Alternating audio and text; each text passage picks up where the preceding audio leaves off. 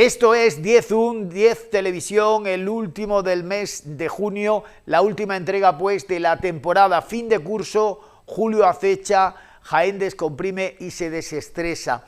Verano, del fin de semana de San Juan a esta parte, con las temperaturas máximas rozando ya en algunos puntos de la provincia los 40 grados, la cocorota de la gente que maneja el cotarro de esta tierra parece que no da más de sí, pide descanso y vacaciones a voz en grito, que nos quiten lo bailao y que no nos pisen lo fregao.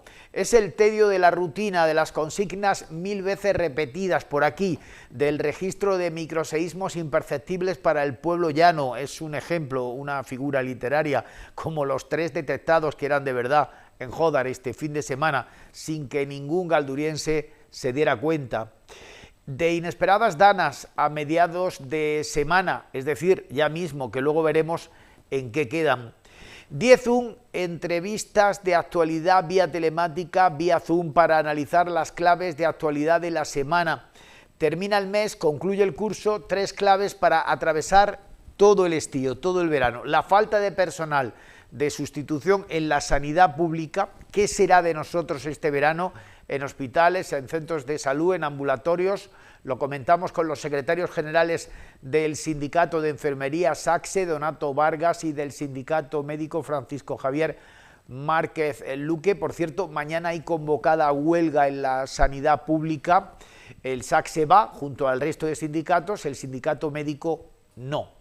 Y una preocupación latente, persistente: el agua. Ha llovido más que el año pasado a estas alturas, tenemos más reservas hídricas, pero se prevé un verano más caluroso, más cálido aún que el pasado por mor del cambio climático. R que R. El ahorro es importante, aprovechar mejor lo que tenemos, minimizando las fugas, las pérdidas y reciclando más y mejor. Esa es la clave. De ello hablan esta semana en Úbeda, en el marco de las 13ª jornadas del ciclo integral del agua. Buscaremos una interpretación en clave patronal, en clave de negocio, de actividad económica, con la ponencia inaugural que va a estar a cargo de Manuel Mingorance, el presidente de la Comisión Empresarial de Medio Ambiente de la CEA, de la Confederación de Empresarios de Andalucía. Se elimina el IVA del aceite de oliva, se rebaja el de la luz, ahora que se consumirá más que nunca por aquello del aire acondicionado, calor asfixiante, pobreza energética. Cada vez queda menos oro verde en las bodegas de nuestra tierra, de la provincia de Jaén. Cada vez el PIB provincial depende en menor medida, por cierto, del sector primario, aunque no lo parezca, y cada vez somos menos y deberíamos depender en mayor medida de una inmigración creciente que aquí y ahora ni está ni se la espera. Presidente del Consejo Económico y Social de la provincia de Jaén, economista de referencia, el profesor Manuel Parra Rosa, que además es presidente del Consejo de Rector de la IGP Aceite de Jaén, será nuestro invitado, nuestra fuente de consulta. Verano, 10 la última del curso de la temporada, lo bueno si breve.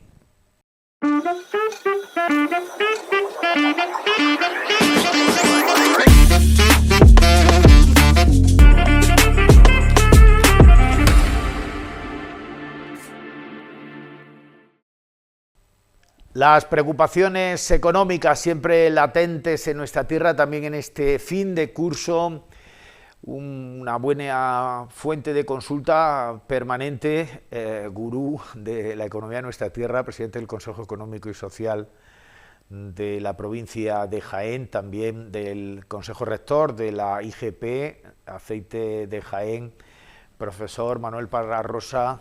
¿Cómo está? Buenas noches. Muy bien, buenas noches. Ando bien. Esa medida que ha adoptado hoy el Consejo de Ministros de suprimir el IVA del aceite de oliva era una demanda largamente acariciada, se ha reclamado varias veces en el sector, pero por ejemplo dicen los consumidores, dice Facua, que eso tendría que ser a cambio de contener los precios en los lineales, y eso no ha ocurrido. Bueno, yo creo que la medida es doblemente buena.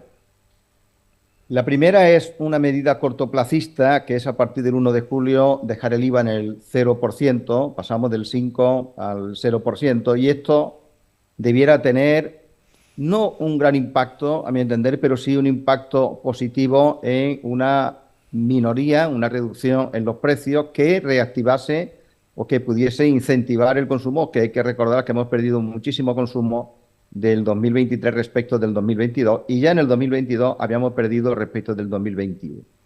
Pero quizá lo más relevante, a mi juicio, es que se toma una medida de carácter estructural y es que los aceites de oliva pasan a formar parte ahora de estos alimentos de primera necesidad, junto con los huevos, el pan, las frutas, las hortalizas, las verduras, y eso va a permitir que en cualquier escenario futuro la reducción pase del 10 al 4%. A mí me parece eso que es lo más relevante, porque esto significa que se consideran los aceites de oliva, como todos lo consideramos, productos de primera necesidad, pero no se predicaba con el ejemplo, se mantenía un IVA reducido, no súper reducido como ahora. Respecto de los márgenes, yo desde luego, y creo que nadie lo sabe, cuáles son los márgenes de la distribución comercial. Imposible. Sí sabíamos los márgenes en el año 2018, 19, 19, 20 y 2021, porque nosotros mismos hicimos la cadena de valor del aceite de oliva virgen extra y ahí veíamos los márgenes que tenía la distribución. He de decir que los márgenes de la distribución en esas campañas no eran excesivos. Luego, y además era también razonable. Si estamos diciendo que la gran distribución utiliza de vez en cuando o con bastante frecuencia los aceites de oliva como productos gancho, eso es a costa de no elevar mucho los márgenes, sino que eso significa que de esta manera atraemos clientes que vengan a nuestros establecimientos por estos precios de los aceites de oliva y ya cuando compren otras cosas, pues ahí recuperaremos un margen más acorde con la rentabilidad que estamos buscando, pero no lo estamos buscando en los aceites de oliva. De manera que no hay datos del margen que obtiene la gran distribución. Lo deseable es que los precios estuviesen un poco más reducidos, sí, siempre y cuando restituyera la rentabilidad de los productores. Es evidente que los precios actuales en origen, hablo, que es lo que permiten ver si la rentabilidad le está llegando a los agricultores, pues evidentemente los pocos agricultores, los pocos, porque ha habido muy poca cosecha esta campaña pasada y la anterior, que han tenido producción, obviamente han vendido unos precios que han cubierto con creces sus costes productivos, incluso en el olivar tradicional.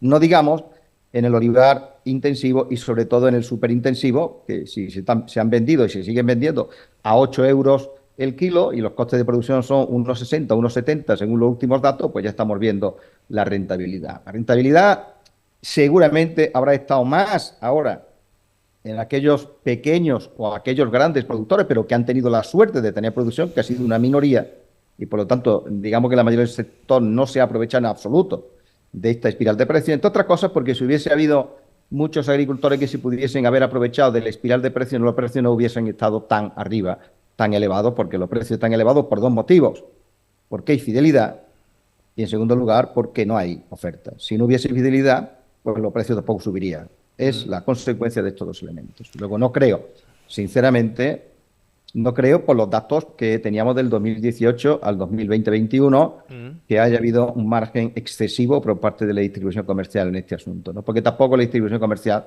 no le interesa un margen excesivo que permita no vender, ¿no? La fidelidad, en efecto, por parte del consumidor es una clave que subraya esa asociación del consumo interno de aceite de oliva. Sin embargo, el aceite de girasol se ha disparado también en nuestra tierra y esto ha alertado a gente del sector.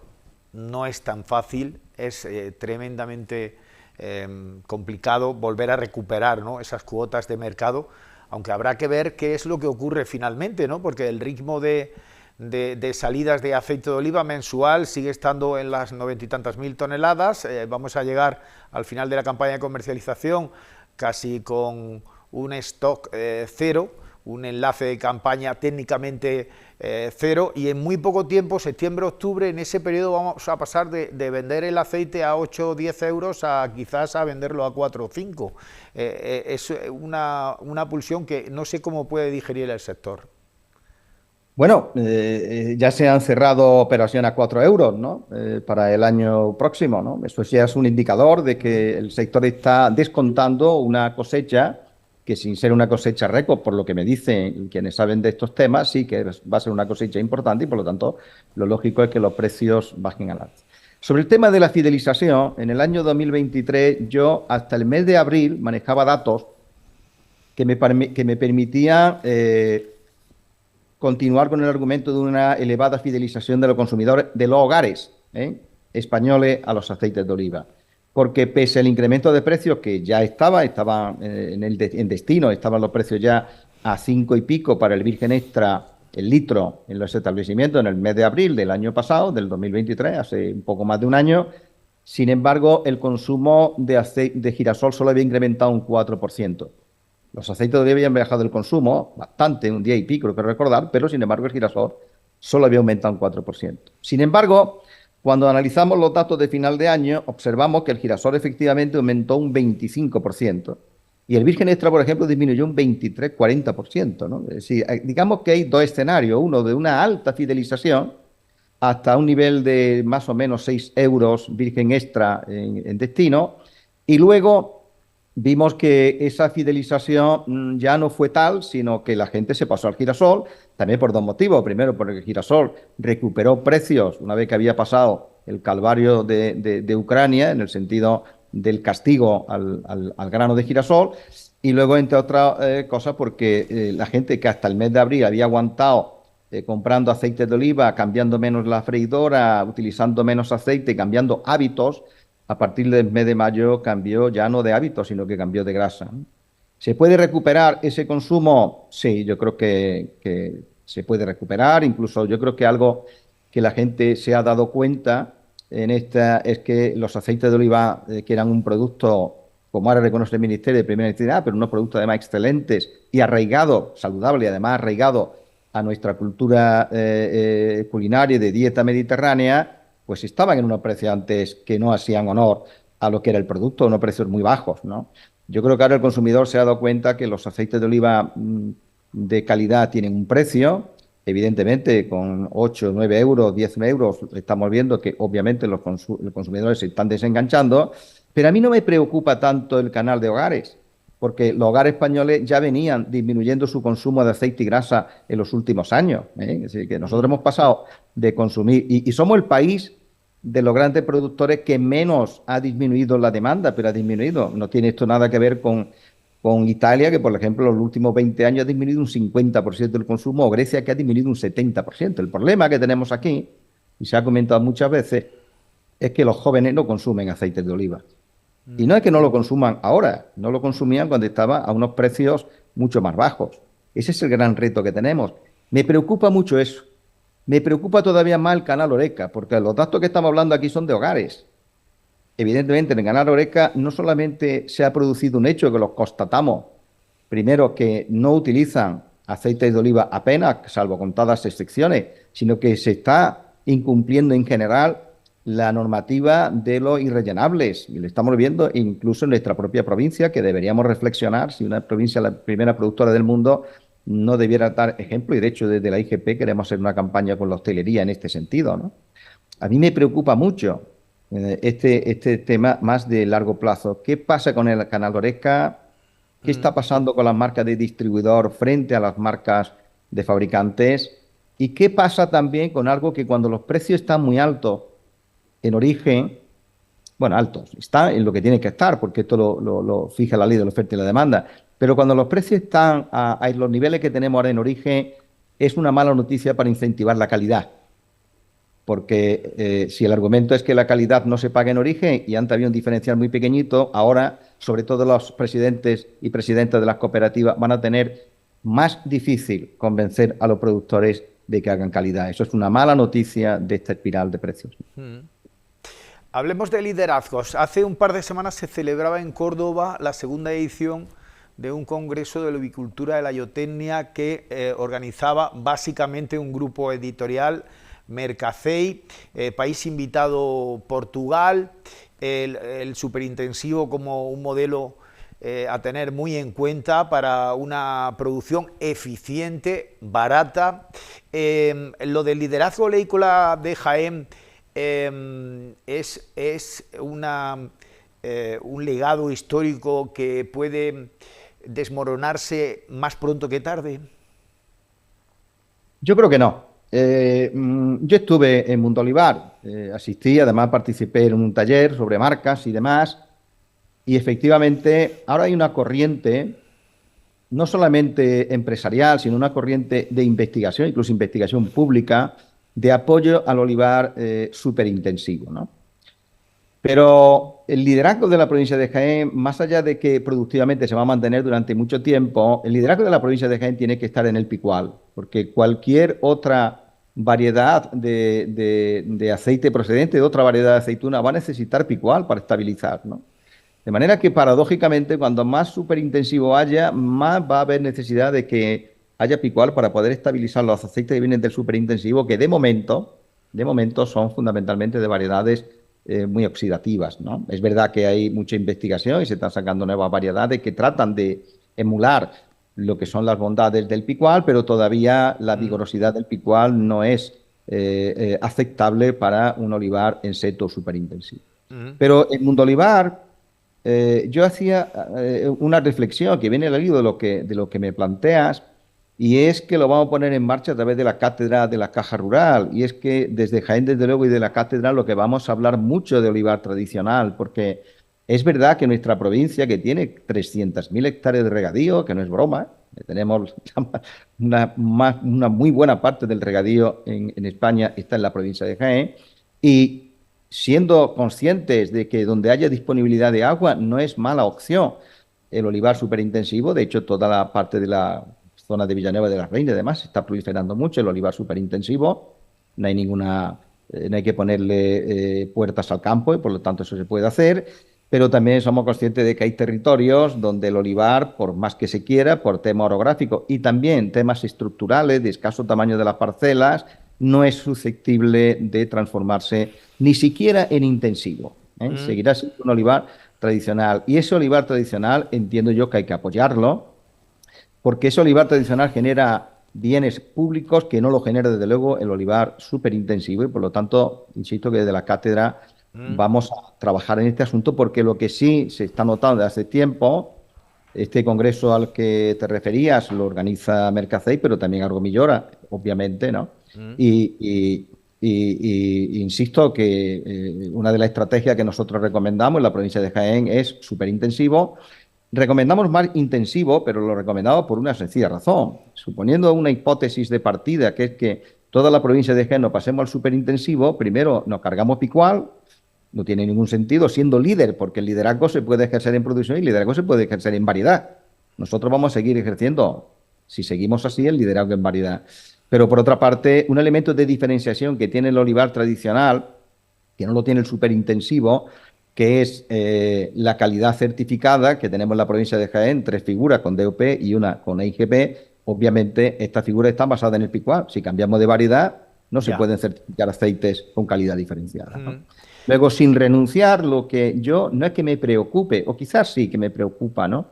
Es que estamos volcando toda la investigación y todo el esfuerzo empresarial en el tema del superintensivo, y Jaén no tiene nada que ver con Alentejo, en absoluto, y por lo tanto yo creo que también debemos de poner la misma carne en el asador para ver qué pasa con el olivar tradicional. Olivar tradicional y variedad picual. 3 asuntos con brevedad porque estamos apretados de tiempo, profesor. Ha estado en Córdoba, el año que viene toca Expoliva. Me consta que hay tensiones, y usted lo sabe también, hay tensiones entre el casero de Ifeja y el organizador Fundación del Olivar, y ha habido incluso algún comentario en torno a la posibilidad, oye, que igual Jaén no tiene por qué ser la sede estable, constante de Expoliva. ¿Qué hay de esto? Bueno, esto es una vieja idea que yo la he llamado y la he oído como internacionalizar Expoliva, ¿no? Y yo estoy a favor de internacionalizar Expoliva, pero le diré por qué, o te diré por qué, teniendo en cuenta siempre que Expoliva Jaén será Expoliva Jaén el referente mundial de la mejor feria internacional de aceites de oliva. Eso hay que dejarlo muy claro, ¿no? No tiene que ver Expoliva.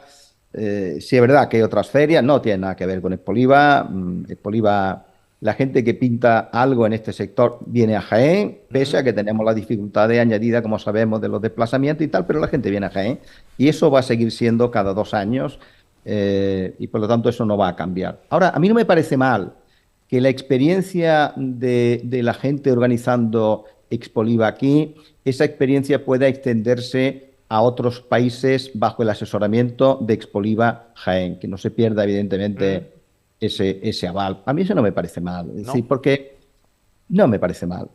Imagínate, no sé, que Marruecos o Túnez, por poner algunos ejemplos, dice, oiga, nosotros queremos contar con Expoliva, con la gente que organiza Expoliva Jaén, porque queremos en nuestro país Sí. hacer una pequeña Expoliva con la marca Expoliva Jaén, tal. Bueno, a mí no me parece eso mal, Pero ¿no? eso Hay ya se ha que... hablado, eso ya se ha dicho hace años. Yo digo la posibilidad de que la Junta de Andalucía piense en que la sede puede ser Córdoba y No, eso no. quizás en lugar de una bienal en Jaén de Expoliva, pues se celebre cada 4 años o cada 6 años.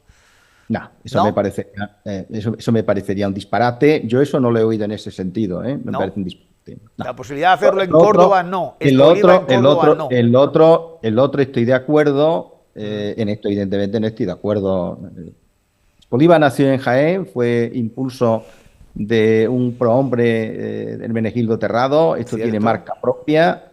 Esto se ha desarrollado aquí. Aquí es donde mejor lo sabemos hacer. Y este sigue siendo y va a seguir siendo por mucho Bien. tiempo el liderazgo mundial. Por lo tanto, Expoliva, llevárselo a otro sitio en España me parece un disparate.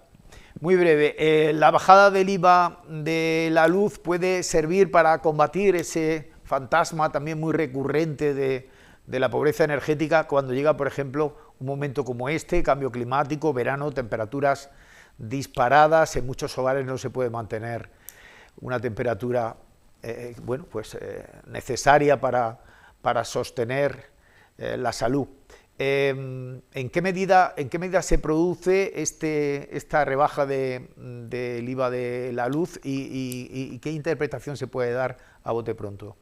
Yo, todo lo que sea reducción de precio, una reducción de impuestos que tenga una reducción de precio, y sobre todo que esa reducción de precio vaya dirigida discriminadamente a aquellos que más lo necesitan, estoy a favor. ¿Sí? No hay, lo que sí soy yo partidario de que haya una discriminación, sí, y lo he defendido siempre. Antes, cuando se reduce el precio de la gasolina, cuando se reduce, perdón, el precio de la gasolina a través de los impuestos de la gasolina, tal. Mire usted, esto tiene que ser discriminado, ¿no? O sea, porque hay gente, yo mismo, que tengo la posibilidad de poder mantenerme sin que esa rebaja a mí se me produzca y sin embargo creo que a lo mejor hay otra gente que necesita el doble de rebaja, pues esa gente, mi rebaja que se le apliquen a esa gente, a esas personas que lo necesitan para que tenga una igualdad de oportunidades o casi una igualdad de oportunidades. De manera que todo lo que sea reducción para beneficiar no debiera ser a todos sino a unos pocos, pues miel sobre hojuelas. Reto demográfico, Jaén sigue perdiendo población. Hemos visto algunas proyecciones ya poblacionales a 50 años vista, hemos visto cómo nuestro país y por supuesto Jaén también envejecen y necesitan en mayor medida la savia nueva de la inmigración. Aquí desde la crisis del ladrillo, la crisis inmobiliaria y financiera, no solo los inmigrantes dejaron de venir, sino que muchos de los que estaban se marcharon. ¿Eso cómo se recupera? Pues ha puesto el dedo en la llaga de los grandes asuntos que tiene esta provincia, ¿no? Que es primero el reto demográfico. Eso se genera si aquí hay empleo. Si no, pues claro, la gente viene aquí, los inmigrantes, esta es una tierra buena, es una tierra de acogida, tiene calidad de vida. ¿Por qué se van? Pues porque no encuentran un empleo acorde o no encuentran una continuidad en el empleo, ¿no? El segundo reto que tenemos es precisamente el empleo. No es que tengamos un desempleo superior al andaluz, no lo es, pero es que Andalucía ya tiene un desempleo muy elevado frente a la media nacional, ¿no? Y eso hay que explorarlo muy bien. ¿Cuáles son las causas de este diferencial? Que es histórico ya hace mucho tiempo. No es un asunto jiennense, es un asunto andaluz. En tercer lugar, el cambio climático y en cuarto lugar, las infraestructuras. Yo creo que estos son los grandes retos. De hecho, el Consejo Económico y Social de la provincia de Jaén ahora ha hecho de estas cuatro patas de la mesa su guía de actuación, su hoja de ruta, como suele decirse, y en eso es con lo que nos vamos a bloquear. Haremos las otras cosas que tenemos que hacer, pero el acento lo vamos a poner en analizar concienzudamente estas cuestiones para ver cómo podemos contribuir a mejorarlas, porque esa es la fórmula que tenemos. La inmigración, pese al debate este que hay a veces muy alarmista, necesitamos a inmigrantes, lo necesitamos. Es verdad que es una faena de que personas tienen que huir de su país porque en ese país no se dan las condiciones para que puedan vivir. Y abandonan el país, desgraciadamente, los más valientes, los más cualificados. Se quedan, digamos, los menos cualificados, por lo tanto, los que tienen menos posibilidad de levantar ese país, ¿no? Nosotros necesitamos la inmigración, una inmigración ordenada, como se quiera, de acuerdo, porque los inmigrantes son personas a las que hay que cuidar. Yo creo que aquí en la provincia de Jaén tenemos un ejemplo paradigmático con los albergues, ¿no? Eso no se suele hacer en ningún sitio. Aquí nosotros hemos acogido al inmigrante en albergue, que le hemos acondicionado.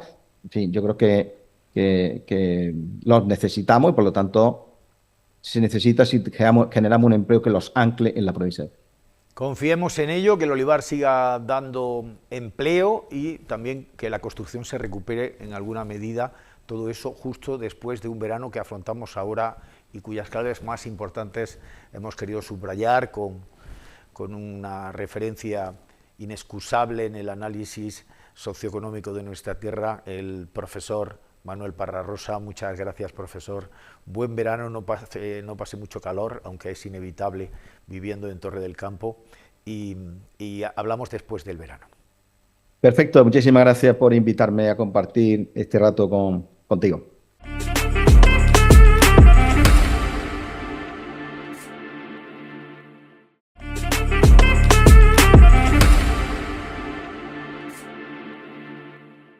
La salud es lo que importa en verano también, o especialmente en verano, aunque se suspendan las operaciones y la gente en lo posible vaya menos al médico, salvo urgencias. Mayor presión asistencial por parte de los que vienen de fuera y menor por los que aquí se quedan y prefieren pues pensar en otras cosas. Aún así, el plan de vacaciones de la Junta de Andalucía para el verano, insuficiente, genera contestación, rechazo entre la representación de los trabajadores del sistema público de salud. Este miércoles 26, jornada de protesta. Donato Vargas, secretario general del SACSE en la provincia de Jaén. Buenas noches. Hola, buenas noches. Protesta porque, bueno, por ejemplo, valorabais en las últimas fechas un informe de la Federación de Asociaciones para la Defensa de la Sanidad Pública del año 2024 que sitúa nuestra sanidad pública andaluza como la segunda peor de todo el Estado y aparecen, bueno, pues datos como el tema de ratio de profesionales, el tema de inversiones, en fin, estamos en una situación bastante mala y parece que todavía puede empeorar.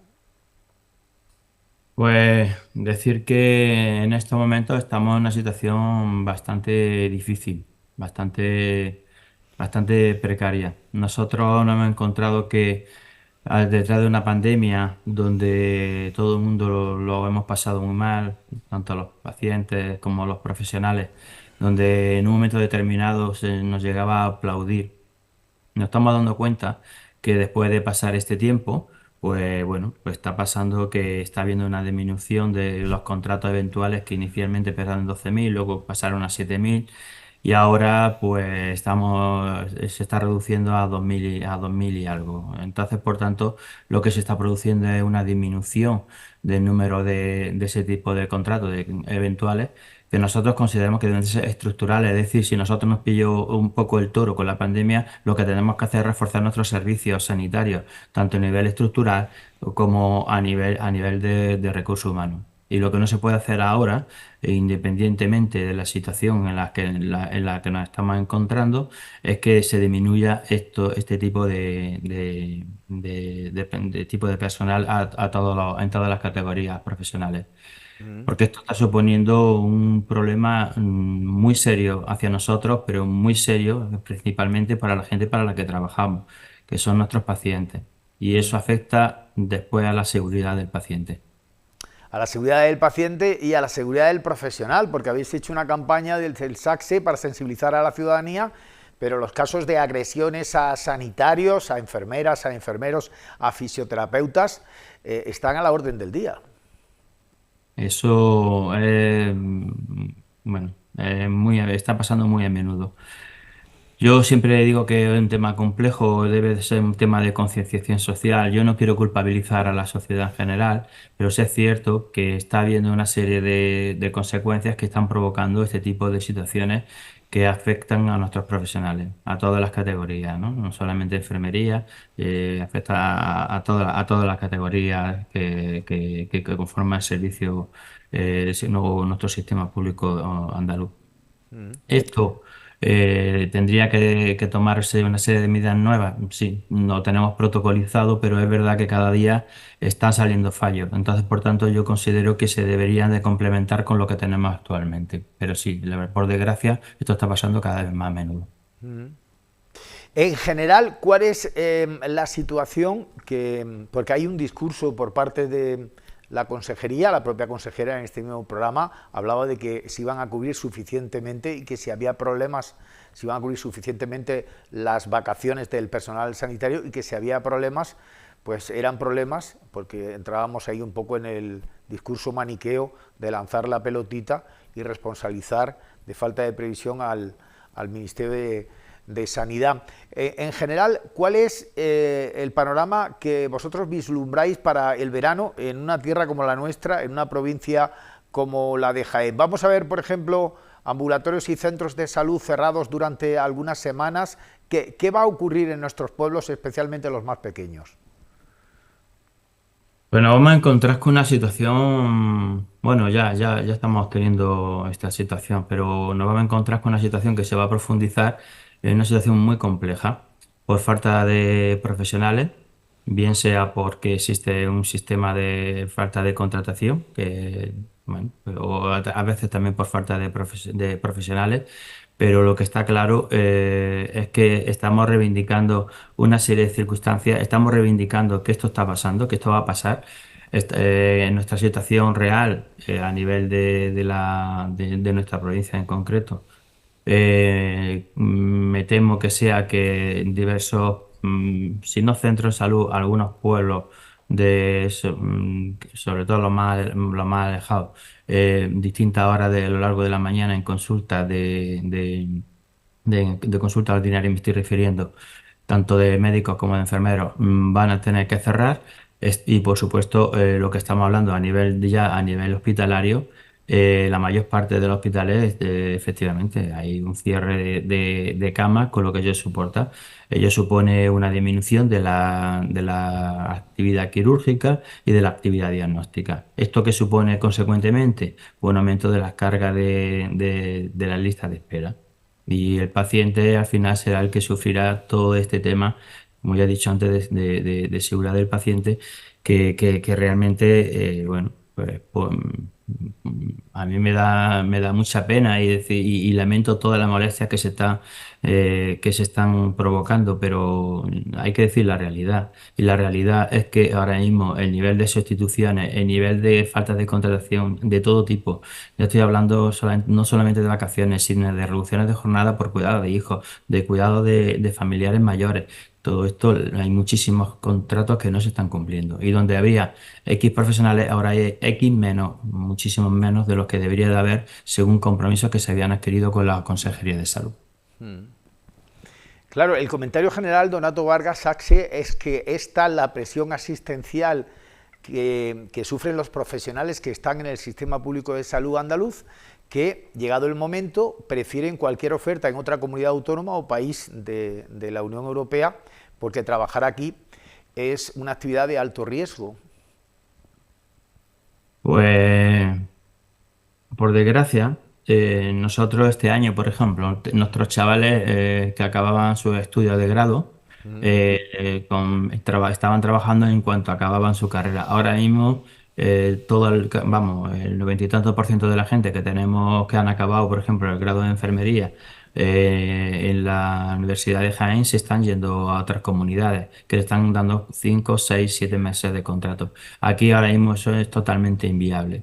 Nosotros tenemos un problema que por eso ya llevamos con varias reivindicaciones, con concentraciones en el Servicio Andaluz de Salud, en la Consejería, en las delegaciones de salud, en los centros hospitalarios y acabando mañana en una huelga que será en toda Andalucía, eh, con un problema que es el sistema de incumplimiento, digamos, ¿no? De todo el proceso del acuerdo que hicimos, que aquí hay que decir que hubo un acuerdo ya y se pactó, pero el problema es que no se está cumpliendo. Con un tema de la mejora de la atención, de atención primaria, de nuestra carrera profesional, de lo que estoy diciendo, del aumento de las plantillas, de estructuralizar las plantillas, que se queden fijas en los hospitales para que no estén continuamente valorándose, pasando chavales de un mes para otro. Y fundamentalmente porque la bolsa única del Servicio Andaluz de Salud llevamos desde el año 2021 sin actualizar. Es decir, que del año 2021 los chavales que han acabado sus estudios no pueden entrar dentro del sistema sanitario para poder trabajar. Imagínese usted lo que significa eso a lo largo de estos 3 o 4 años para los chavales que están acabando sus estudios. Directamente lo que está provocando, porque están yendo a otras comunidades autónomas que le están ofreciendo trabajo. Ya no voy a decir que te están ofreciendo bastante más estabilidad y más meses de trabajo. Le están ofreciendo trabajo, cosa que aquí a una persona que está acabando ahora mismo no se le está ofreciendo, por lo menos en nuestra categoría. Y contratos de cortísima duración, con lo que eso supone para los profesionales, los jóvenes que quieren iniciar un proyecto de vida, esa falta de seguridad. Y dice que el acuerdo existe con la consejería, aquí lo subrayaba la propia consejera Lina García, pero luego se incumple. ¿Para qué están entonces las mesas de negociación? ¿Se sienten engañados? Pues sí. De hecho, antes de hacer la huelga del día de mañana, la semana pasada hubo un intento último de una mesa de negociación. Se nos comunica que efectivamente que existe un problema de infrafinanciación autonómica que bueno, que tendrán que solucionar el gobierno autonómico con el gobierno central y a través del sistema de política fiscal que exista, pero esto no es óbice para que nosotros en el día a día tengamos este tipo de problemas. Cuando digo nosotros, estamos hablando de toda la población andaluza. Pues ya digo que somos los que están pagando realmente el pato de todo esto. Yo digo que los acuerdos están para cumplirse y vale, y de acuerdo, si hay que decir que la bolsa tiene que estar en activo desde el día, se nos dijo que en marzo, luego se nos dijo que en abril, luego se nos dijo que en mayo, luego que ahora en junio y hoy, perdón, ayer salieron el de TKE, el de técnico de cuidado auxiliar de enfermería, además con una nota de corte con 32 y pico puntos. ¿Qué pasa con eso? Que toda la gente que esté por debajo de esa puntuación está ahora mismo fuera de juego, no pueden acceder directamente a coger un contrato. Como podrá entender, esto lo único que provoca es inseguridad, que provoca situaciones muy, muy, muy dificultosas tanto para la población como para los propios profesionales. Y efectivamente, yo sigo diciendo que si tuvimos una pandemia y fallamos o vimos que el sistema no estaba preparado para lo que nos venía, eso tendríamos que estar ahora corrigiéndolo. Y tendríamos que tener una plantilla estructural para que esto siempre aprendamos siempre un poco de la historia, ¿no? Y si tenemos que reforzar esos profesionales, que se haga. Y que se haga de forma, ya digo, estructural, de forma uniforme, de forma estable. Porque esto está afectando no solamente a los profesionales en su vida de trabajo, está afectando también su vida familiar. Yo algunas veces cuando comento que un profesional, por ejemplo, no tener un contrato estable le supone que no puede poder pedir una hipoteca porque resulta que le están pidiendo un contrato fijo, pues a mucha gente casi se echa mano a la cabeza. Pero es que eso está pasando. Qué fácil y qué rápido se puede olvidar la experiencia de la pandemia, los compromisos políticos por parte de todo el arco ideológico que hablaban de reforzar el sistema público de salud y la vuelta a las andadas tan pronto. Veremos el desarrollo de la jornada de protesta de mañana y sobre todo el desarrollo de este verano en el que ya estamos y donde pueden producirse muchas incidencias precisamente por esa precariedad y esas carencias. Donato Vargas, sindicato mayoritario, SACSE, gracias, buenas noches. Buenas noches, muchas gracias a ustedes.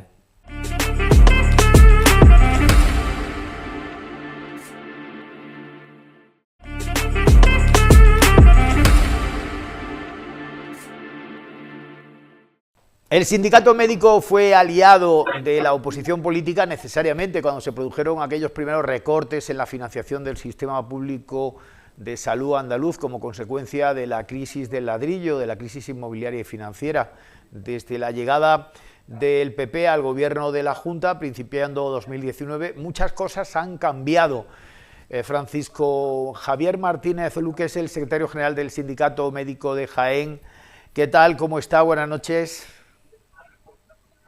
Hola, buenas noches. Pues muy bien, gracias por vuestra invitación. Digo, han cambiado mucho las cosas porque antes con el PP se podía hablar y ahora uno asiste pues a un colapso en la atención primaria y vemos que la pelotita entre la Administración Central y la Autonómica va de un lado a otro en una polémica que ustedes desde el sindicato médico han calificado de estéril. Bueno, pues la verdad es que es así, ¿no? Ya desde el año 2009 empezábamos a decir la situación a la que nos íbamos a encontrar, ¿no? Pues bueno, con las jubilaciones y demás, a lo que estamos llegando. Entonces realmente se lanzan unas pelotas desde la consejería al ministerio y del ministerio a la consejería.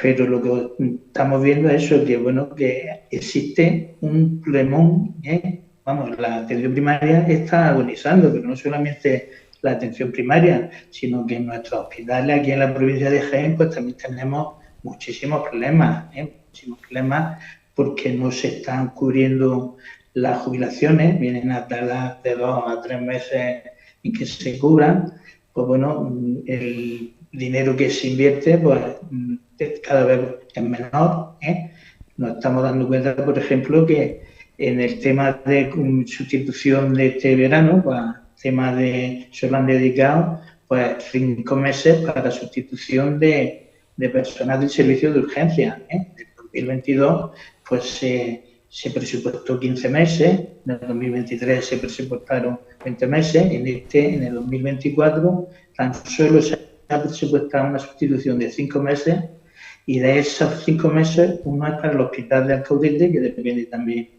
de la ciudad de Jaén. Tal y como está desaturada la atención primaria, que no resuelve sus problemas, muchos de los usuarios ante el problema de su salud acuden a la urgencia hospitalaria, pues se va saturando y encima no se están sustituyendo.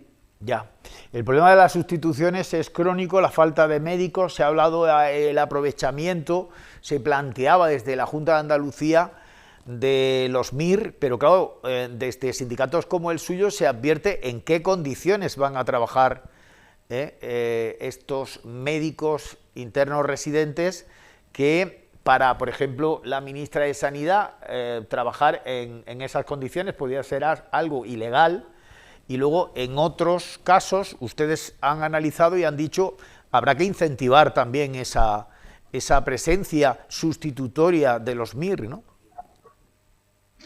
Bien, este año es un año muy especial. Normalmente el médico residente suele acabar su rotación, su residencia en el mes de mayo.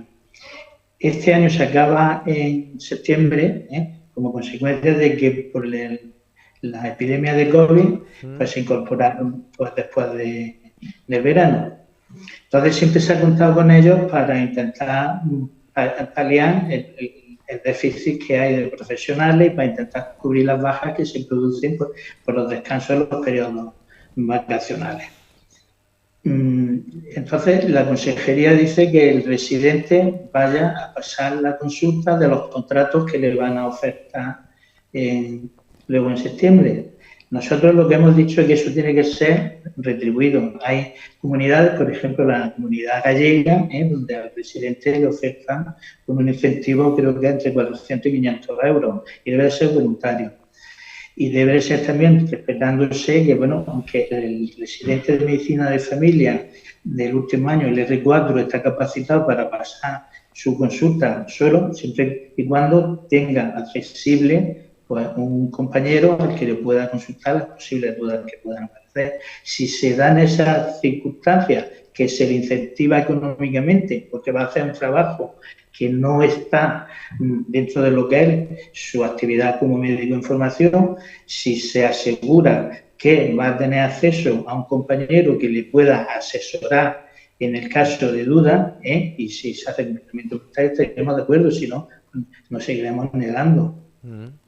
Pero en cualquier caso, con MIR, sin ellos, incentivos o no incentivos que tendrían que conocerse ya a estas alturas, el panorama que se presenta en la sanidad pública de una tierra como la nuestra, la provincia de Jaén, usted conoce muy bien el medio rural, tiene su plaza en el centro de salud de Arjona. ¿Cuál puede ser? ¿Nos podemos encontrar con centros de salud cerrados en horarios inopinados, en horarios en los que estaba abierta la atención en otros veranos? ¿Cuál puede ser la situación, por ejemplo, hospitalaria, teniendo en cuenta que somos una provincia donde se relaja la demanda sanitaria por parte de los residentes, pero que llegan, aunque no seamos bueno, pues en la Andalucía del litoral, pero llegan visitantes y hay una presión añadida, una presión asistencial añadida?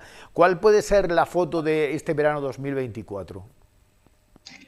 Bien, la provincia de Jaén, como todos sabemos, es una provincia geográficamente extensa, donde tenemos zonas montañosas, la zona de Cazorla, Segura y Las Villas, o la zona que nosotros sanitariamente consideramos Jaén Nordeste, donde bueno, existe una gran dispersión geográfica, donde además suele venir gente, como bien dice usted, por el tema de vacaciones, y donde ahora mismo pues, hay una carencia de profesionales y que se va a acentuar con las vacaciones, como digo. Entonces, ¿qué puede acontecer? Pues que haya centros. La consejera dice que no quiere cerrar centros. No sabemos cómo lo va a hacer, porque la única medida es que algún compañero pase 2 o 3 consultorios. Eso pues lo que se va a suponer una sobrecarga que puede repercutir en la calidad del servicio que se va a dar. Es una pena que esto no se haya previsto, lo estamos viendo venir y que no hayamos puesto remedio ni solución. Es como si vemos que el cielo se nos va encapotando y no somos capaces de prever que va a llover y no somos capaces de echar un paraguas al coche o un chubasquero y empieza a llover y nos mojamos. Pues eso es lo que nos está pasando. Estamos viendo una total falta de previsión y mucho me temo que igual al final, pues en las zonas más desprotegida en el sentido de la lejanía, pues que algún consultorio se pueda quedar cerrado porque no haya compañeros que puedan cubrir esa asistencia. Y después nos quejaremos de la España o del Jaén o de la provincia avanzada. Si no somos capaces de asegurar los servicios mínimos, pues que no nos extrañe que la población vaya dejando los pueblos vacíos. Un joven médico, contratos muy cortos, contratos eventuales excesivamente cortos, con los que es muy difícil plantearse ningún proyecto de vida aquí, y luego esa presión asistencial añadida que hace que un facultativo, un médico de familia, de atención primaria, tenga que estar atendiendo 2 o 3 municipios, por lo que en muchos casos, bueno, pues hay fuga de ese personal que potencialmente podría querer quedarse aquí, pero que se marcha a otras comunidades autónomas o países de la Unión Europea. ¿Esa sangría cómo se contiene? Vamos a ver, tenemos, por ejemplo, que tenemos un envejecimiento de la población muy grande, ¿no? Eso hace pues que la carga de trabajo pues, sea mayor, ¿no? Tenemos una gran dispersión geográfica en el medio rural o en la atención primaria. Tenemos que los profesionales que están en estos sitios pues tienen un aislamiento profesional, incluso tienen más dificultad para acceder a las nuevas tecnologías. Que duda cabe que no tienen el reconocimiento que precisa su actividad, ¿no? Se sigue considerando que, bueno, cuando son especialistas de atención primaria, son médicos que han hecho SUMIR, que tienen una residencia de 4 años y están muy bien formados, motivo por el cual, como bien dice usted, se lo rifan en países europeos como Francia, Inglaterra, Bélgica o países nórdicos. ¿Que cómo conseguimos esto? Pues haciendo que las condiciones laborales y las condiciones económicas pues que se mejoren de cara al tema a nivel de lo que nosotros decimos la zona de difícil cobertura. ¿Cómo conseguimos que se nos queden médicos en atención primaria? Pues consiguiendo que se igualen las retribuciones. Un médico de atención primaria pues tiene una retribución más baja que un médico que trabaja en la puerta de un hospital. No debemos de dejar de decir que los compañeros que acaban familia, pues aproximadamente entre un 60 y un 70%, en lugar de coger contratos de atención primaria, pues cogen contratos en la urgencia hospitalaria, porque están mejor pagados, porque están en núcleos más grandes, porque se sienten suficientemente valorados. ¿Cómo evitamos también que se nos vayan? Pues mire, no puede ser que los contratos para fidelizar a compañeros de este tipo pues sean de 2, 3 o de 6 meses. Hay comunidades, por ejemplo, como insisto, la comunidad gallega, que a los contratos que le están haciendo contratos por 3 años. Si no cogemos y cambiamos e incentivamos de forma laboral y económica, pues seguiremos asistiendo a la sangría de profesionales a nivel de atención primaria, insisto, y a nivel de hospitales.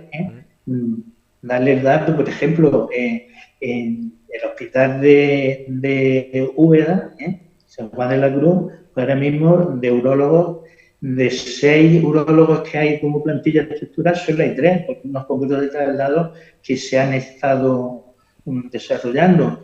Cosas que llaman un poquito las bajas por una incapacidad laboral, porque se ponga un médico enfermo, por ejemplo, en la unidad de dolor de Jaén, que hay 2 médicos, 2 anestesistas, uno cae enfermo, pues no se sustituye, se queda nada más que un anestesista que tiene que atender la agenda de enfermos con problemas complejos de dolor, y aparte tiene que hacer su guardia, tiene que asistir al quirófano.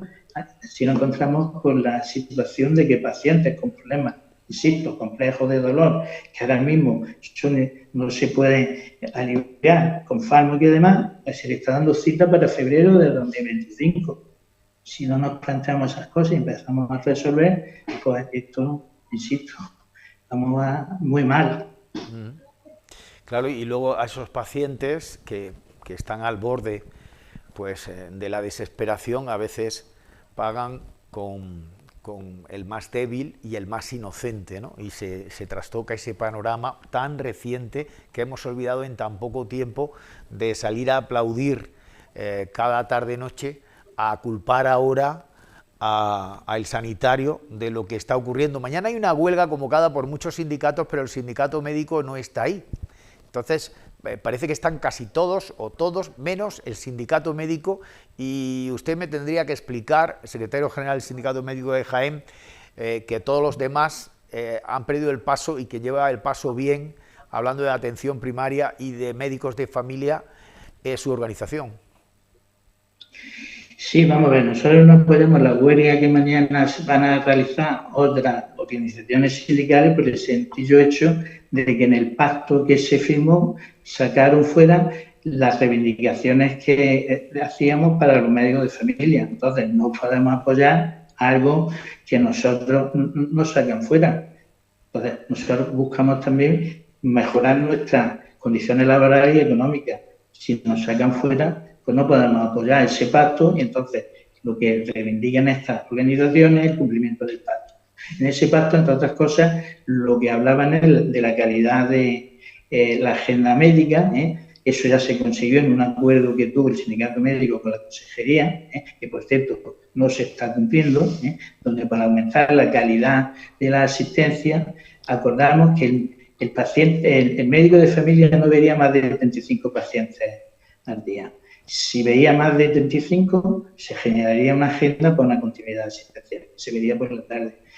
Primamos la calidad de nuestra actividad frente a en este caso, una subida salarial, porque entendíamos que no podemos trabajar viendo 45, 50, incluso 60 pacientes y 70 pacientes, ha visto algún compañero, en condiciones normales. No estoy hablando en época de gripe, ni estoy hablando, por desgracia, en el año 2020, donde nos encontramos con lo que nos encontramos. Entonces, como nos sacaron fuera de eso, pues no firmamos el pacto, y como no estamos en ese pacto, pues tampoco apoyamos las reivindicaciones que se hacen para conseguir lo que dice el pacto. En fin, los pactos están muy bien, pero tanto el sindicato de enfermería como el sindicato médico reconocen que han suscrito pactos con el gobierno andaluz y luego estos no se cumplen. Veremos lo que ocurre. Sí, le escucho. No, que digo no, digo que muchas veces los pactos se quedan en eso, en agua de borraja. Y entonces, realmente, quien paga es nuestro paciente.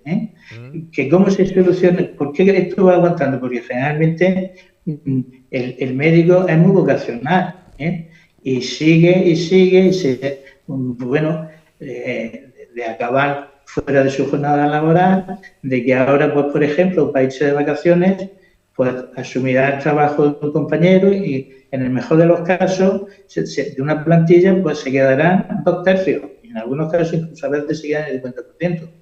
Y así irán tirando, pero eso ya hay que darle una solución, hay que darle una solución que se ponga de una vez de acuerdo en la mesa territorial de sanidad, que los diferentes consejeros, pero si no vamos abocados a que, lo que le estoy diciendo, la atención primaria, que debe de ser el eje que vertebra el sistema sanitario, si no funciona la atención sanitaria en primaria, la gente se va a la urgencia. Si no funciona la urgencia, se satura el hospital, y esto es la pescadilla que se come la cola. Si no buscamos solución, al final esto se nos va a volver.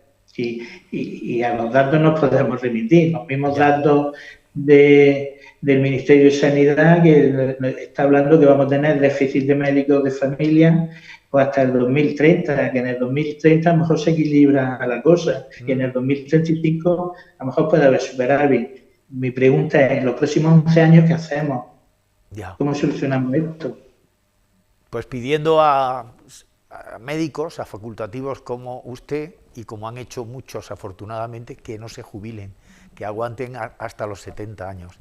Y así a lo mejor conseguimos sostenerla y no enmendarla hasta que llegue esa oferta suficiente de nuevos médicos y médicas. Bueno, igual tenemos que conseguir hacer más atrayente la actividad de atención primaria, del médico de familia, porque no deja de ser sorprendente que las plazas de formación del MED este año, pues 70 plazas en la provincia de Jaén, pues no la hayan cogido. La pregunta es ¿por qué? Pues porque las condiciones en la atención primaria no están siendo las más adecuadas. Mientras que no consigamos cambiar eso, podremos alargar nuestra actividad laboral, podremos hacer muchas cosas, pero el tema está en conseguir un recambio adecuado. Entonces no es decir, vamos a formar X número más de especialistas. Si no cogen las plazas, de hecho, pues no sé dónde leía que en no sé qué hospital de aquí de la comunidad, pues 5 residentes al mes de haber cogido su plaza de residente han renunciado ya para presentarle el año que viene y optar a otra especialidad. Si no vemos esos datos, si no vemos cómo está el cielo de gris, si no vemos que a lo mejor tenemos que empezar a buscar paraguas hechos vaqueros, nos vamos a mojar. Pues esa es la situación, que no para de llover. Francisco Javier Martínez Luque, secretario general del Sindicato Médico de Jaén, muchas gracias. Esperemos que escampe lo antes posible. Pues gracias a vosotros por vuestro interés. Un saludo.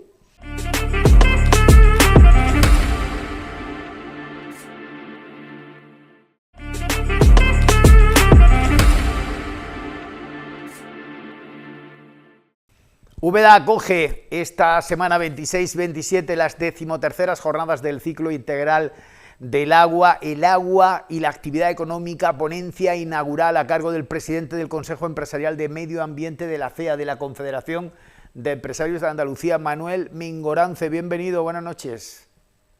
Hola, buenas noches, Manuel. Encantado de estar en vuestro programa y poder atenderos.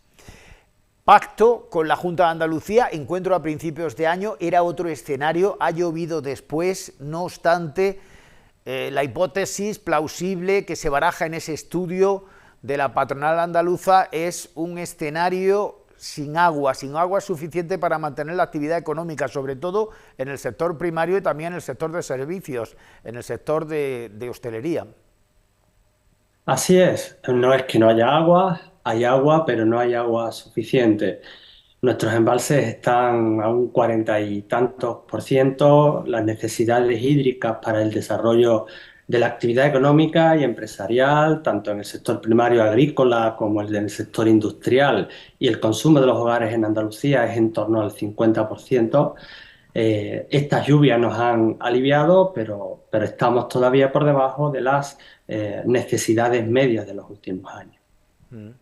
¿Y cómo se podrían conseguir objetivos de mayor eficiencia? Porque la clave está en la eficiencia, en que no se pierda agua, por ejemplo, en las conducciones de abastecimiento, en alta y en baja, en las propias ciudades.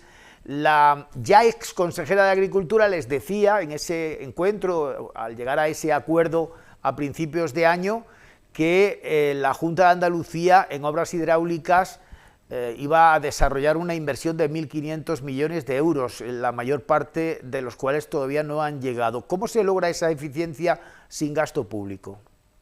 A ver, sin gasto público es muy sencillo y difícil a la vez. Es una cuestión de cambio de paradigma.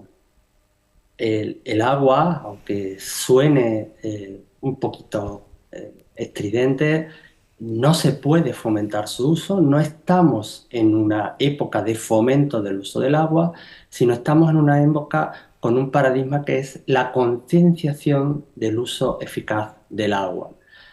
Por tanto, esa es la primera medida, la concienciación, para lograr sin un euro de dinero público una mejor eficacia en el uso del agua. A partir de ahí estamos en otros escenarios. Andalucía, por lo menos la visión que tenemos de la Confederación de Empresarios de Andalucía, es que Andalucía es capaz de generar recursos hídricos. Sí es cierto que para ello hace falta un buen planteamiento, un buen planeamiento y una ejecución.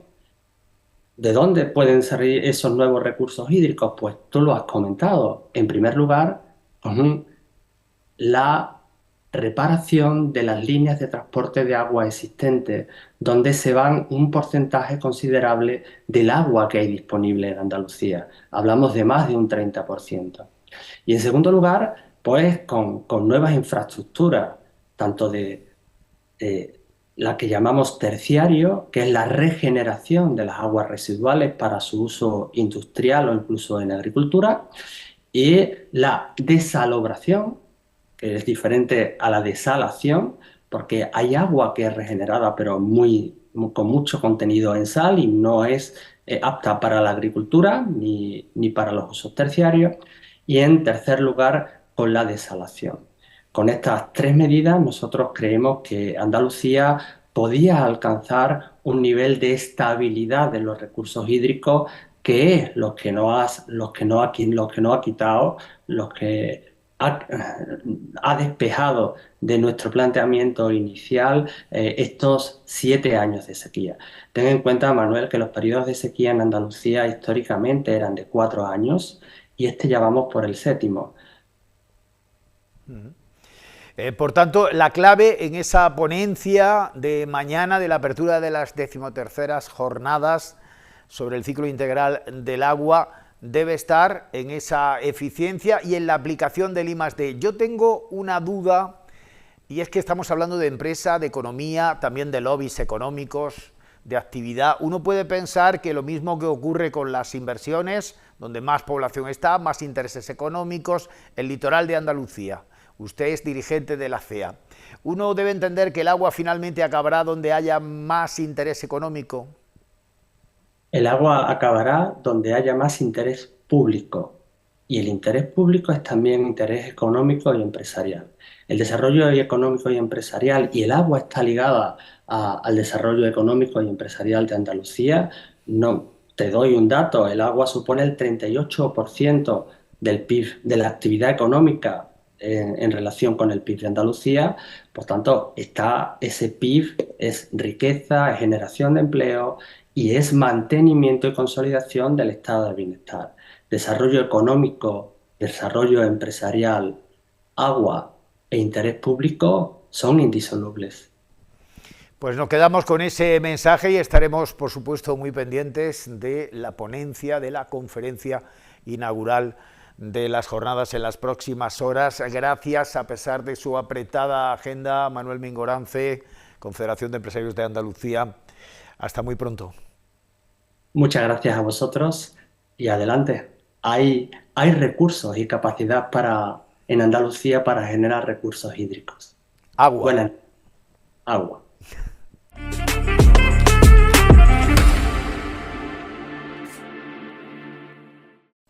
Pues esto fue todo, última edición de 10 de la temporada. Volveremos la próxima. En cualquier caso, la actualidad sigue aquí en 10 Televisión, utilizando esa vía, la telemática, para encontrar el interlocutor, la interlocutora que nos analice la actualidad y dé su versión en el momento. Gracias, hasta la próxima. Thank you.